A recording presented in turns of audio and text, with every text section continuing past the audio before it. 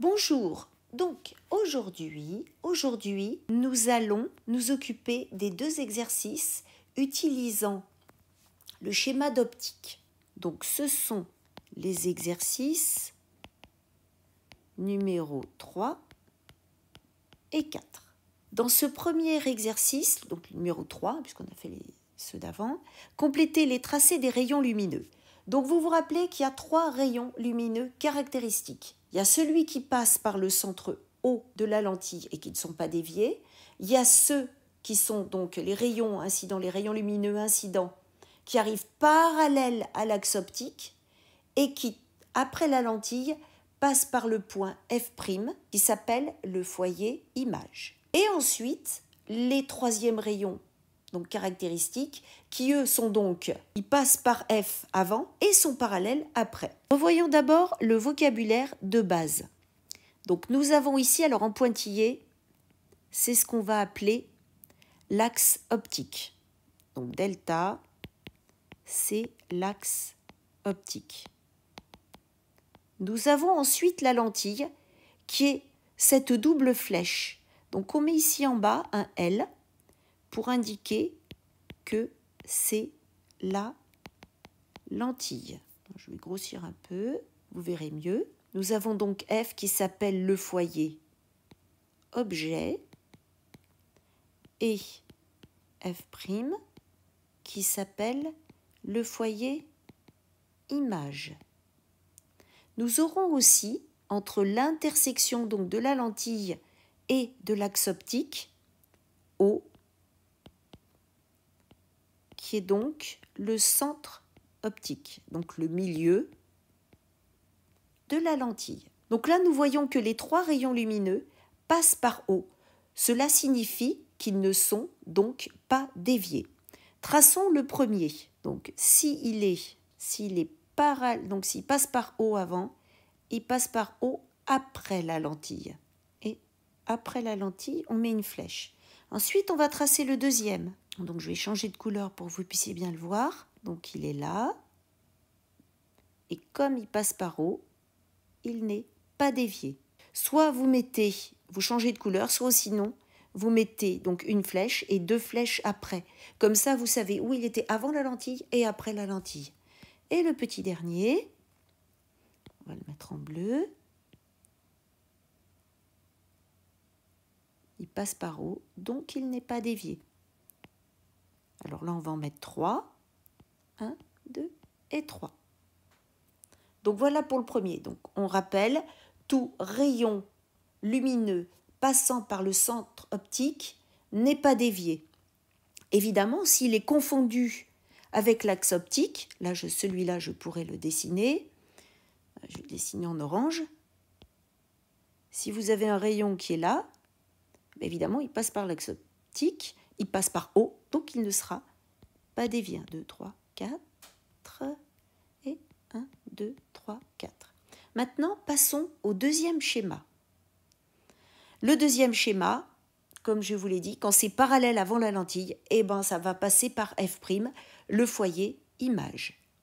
Donc on va tracer, on reprend le violet. Donc le rayon est parallèle avant, et là maintenant, on part d'ici et on passe par F'. Donc là, je vais vous montrer ce que c'est quand on garde la même couleur. Donc ici, celui-là est parallèle avant, il passe par F'. Et pareil pour le petit, troisième. Et là, à ce moment-là, donc, une flèche ici, une flèche là, une flèche là, 2 flèches ici, 2 flèches là, 2 flèches ici, et là, 1, 2, 3, 1, 2, 3, 1, 2, 3. On complète. Alors là, on va compléter en noir, donc O, la lentille L et l'axe optique. L'axe optique, c'est un delta grec majuscule. Delta grec majuscule.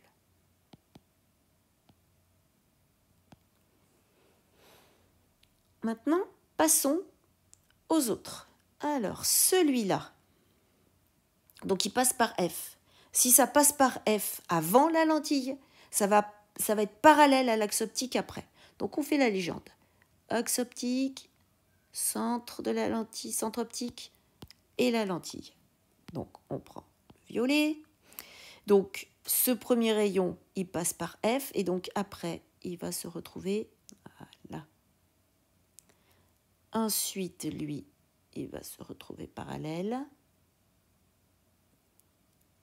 Et donc, alors pour bien les différencier, celui-là c'est un seul. Celui-là, on va en mettre 2. Et donc du coup ici, 2. Voilà. Là, je pense que ça commence, voilà. Vous commencez à savoir faire. Alors, là maintenant, c'est un petit mixte entre les deux. Parce que l'objectif de ce chapitre, c'est de savoir réaliser un schéma d'optique. Vous avez appris à faire le schéma de chimie, avec la verrerie, etc. Vous avez appris à faire un schéma d'électricité. Vous avez appris à faire un schéma de mécanique en sachant que bon, c'est plus le tracé des vecteurs qui a une importance, et les placer, les vecteurs force et le vecteur vitesse. Et donc là, en optique, vous découvrez qu'on a aussi des conventions. Donc comme d'habitude, il faut que je change de couleur. Donc on met O ici, ça c'est la lentille et ça c'est l'axe optique à la couleur de nos rayons lumineux. Donc si c'est parallèle après la lentille, ça va passer par F. Donc si c'est parallèle à la lentille après son passage là, dans ces cas-là, avant la lentille, ça doit passer par F. Donc ça va être celui-là. Maintenant, le deuxième rayon, il passe par F'. Donc ça veut dire que avant, il est parallèle à l'axe optique, avant la lentille. Donc on part de là et on trace un rayon.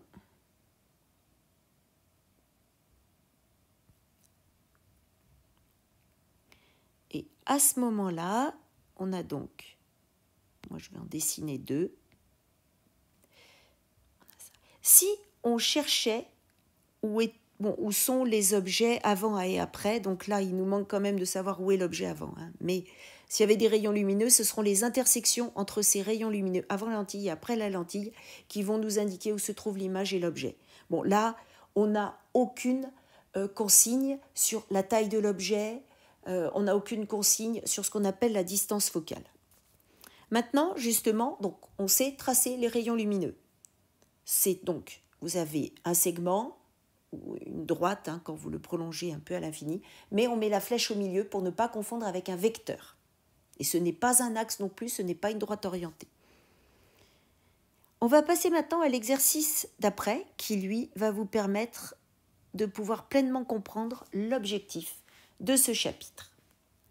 Donc on vous demande de construire une image, c'est ça l'objectif. Sur le schéma ci-dessous, vous devez traverser les rayons lumineux caractéristiques qui permettent d'obtenir l'image de l'objet AB. En déduire les 5 caractéristiques de l'image, dont le calcul du grandissement et aussi calculer la vergence de la lentille. Donc il y a un schéma à faire. Vous avez une échelle qui est x10, c'est-à-dire 1 cm sur le schéma va correspondre à 10 cm dans la réalité. Il faudra tenir compte de l'échelle et il faudra aussi penser que ce sont des grandeurs algébriques. Alors regardez bien, quand on lit l'énoncé, on vous demande permettant d'obtenir l'image de l'objet AB. Vous voyez que là, on a notre schéma. Comment on va faire pour le compléter? On va être obligé de se rajouter donc l'échelle. Il faudra comprendre que 1 cm, ça va correspondre à 10 dans la réalité. Voilà, dans le réel. Ensuite, ce qu'il faut aussi ne pas oublier, c'est que ce sont des grandeurs algébriques. Donc, pour les grandeurs algébriques,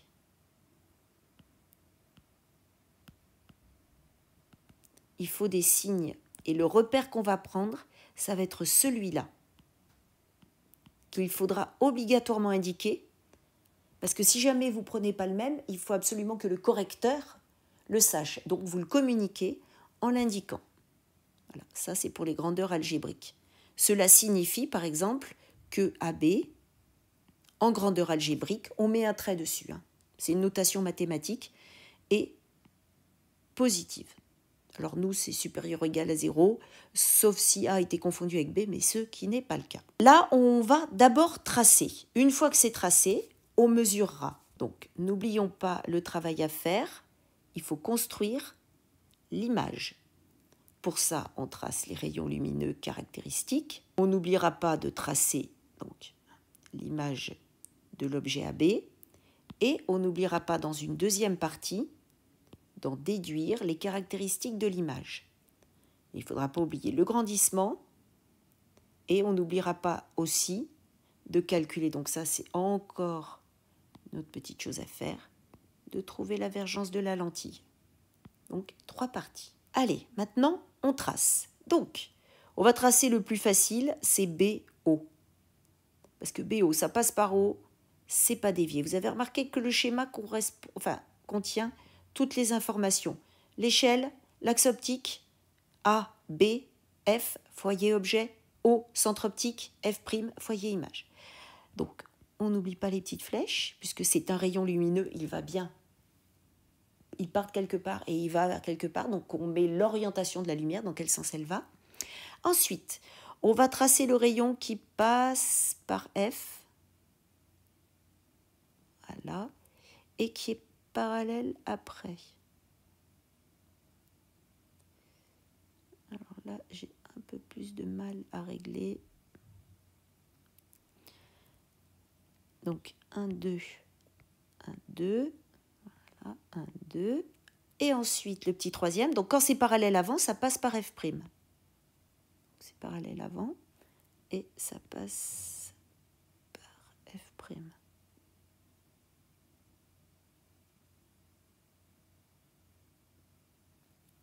Voilà. Donc 1, 2, 3. 1, 2, 3. Nous avons donc une intersection ici et qui va me permettre de tracer là, c'est B'. A se trouve perpendiculairement, enfin AB, A'B', pardon, se trouve perpendiculairement à l'axe optique. Donc si je vais tout droit ici, je vais donc trouver là, à l'intersection A'. Attention, B' est vers le bas. Donc A'B', il faut que je rajoute la flèche. On est toujours obligé de mettre la flèche. Maintenant, on va mesurer tranquillement, connaissant l'échelle. On aura juste à multiplier par 10 pour avoir la valeur réelle. Donc, qu'est-ce qu'on sait? Nous, on peut avoir la distance au F', qui va être égale à F', qui va être égale, alors si je mesure, ça fait 2 carreaux. Donc 2 cm, donc 2, multiplié par 10, qui est donc l'échelle. Et dans ces cas-là, ça va nous donner 20. Alors 2, on peut dire que c'est 2,0. On peut être précis quand même avec 1 millimètre. Le dixième de millimètre, sûrement pas. Donc ça nous donnera 20 centimètres. Et ça, c'est ce qu'on appelle la distance focale. Ensuite, qu'est-ce qu'on nous demande? Les caractéristiques de l'image. Donc, il faut calculer le grandissement. Les caractéristiques de l'image, donc on peut déjà commencer par le grandissement. Alors, le grandissement est égal à la taille de l'objet, de l'image, pardon, sur la taille de l'objet. Ou vous pouvez aussi réciter votre cours, c'est la distance entre OA' divisé par OA. C'est-à-dire où est l'image et où est l'objet par rapport à l'axe optique.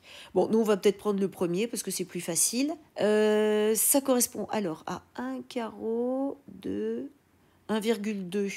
Donc, par lecture graphique, donc, moi, je le réécris ici.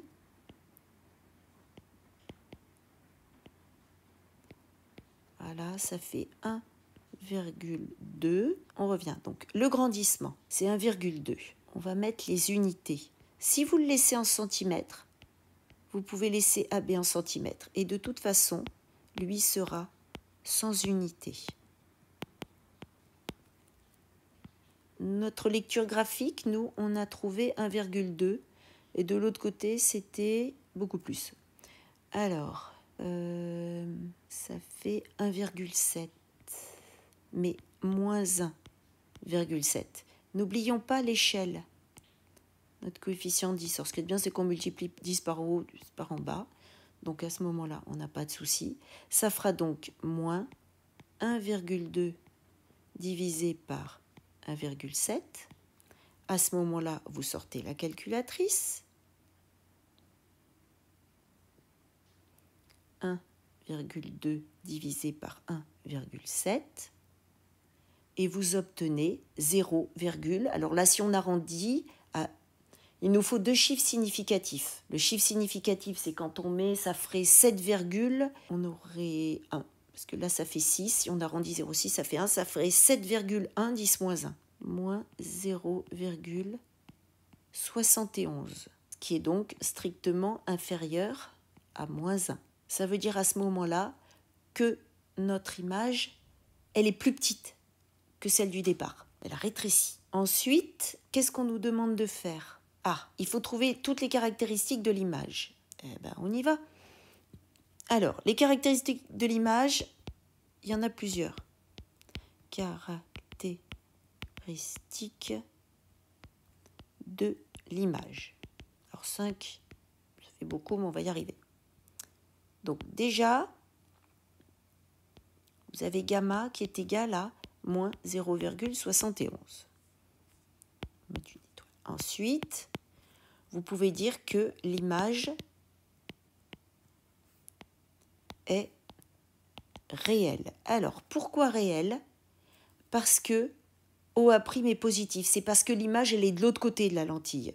Donc, l'image est réelle car elle est de l'autre côté de la lentille. On dit aussi qu'elle est observable sur un écran. Si vous prenez une loupe, l'image, elle n'est pas observable sur un écran parce que la loupe, finalement, elle se trouve entre votre œil et le papier. Là, vous avez la loupe intermédiaire, mais ce que vous voyez grossi, ça reste du côté du papier, ça ne traverse pas la loupe. C'est pas après la loupe que vous voyez que c'est grossi, c'est avant la loupe. Donc, conclusion, on parlera de virtuel. Mais là, c'est observable sur un écran. Donc, conclusion, c'est réel. Ensuite, qu'est-ce qu'on peut dire de l'image ? L'image est, regardez, elle a la tête en bas. Donc, elle est renversée. Alors ça, c'est car A'B' est négative. Ensuite, l'image est plus petite ou petite. Ça, c'est parce que gamma est inférieur et compris entre 0. Alors, la valeur absolue, vous ne l'avez pas vue, on va dire entre 0 et moins 1. Tant que ça, ce n'est pas au-dessus de 1 ou inférieur à moins 1, on va dire qu'elle est plus petite. On peut dire aussi, par exemple, que l'image est plus petite parce que A'B' est inférieur à AB. Et ça, c'est l'objet. Alors que AB, c'est l'image. Et donc maintenant, la dernière, c'est d'indiquer, voilà, 5e caractéristique, c'est la taille de l'image. Nous, on dit qu'elle est plus petite, on a juste regardé le grandissement, puisqu'on vous demandait de le calculer, mais c'est le fait de dire que A'B' est égal, donc nous, on va tenir compte, ça sera donc 1,2 fois 10, c'est-à-dire qu'elle est égal à moins 12 cm, puisque c'est 1,2 fois 10, hein. On met le moins quand même, quand on tient compte de l'échelle.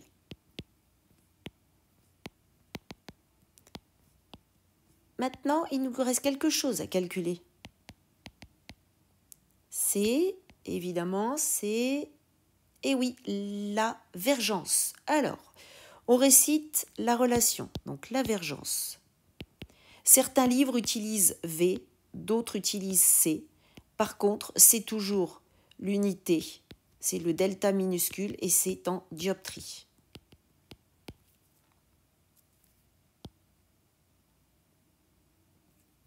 Alors, V est égal à 1 sur OF', ou si vous préférez, l'inverse de la distance focale. Nous avions trouvé pour la distance focale du 20 cm.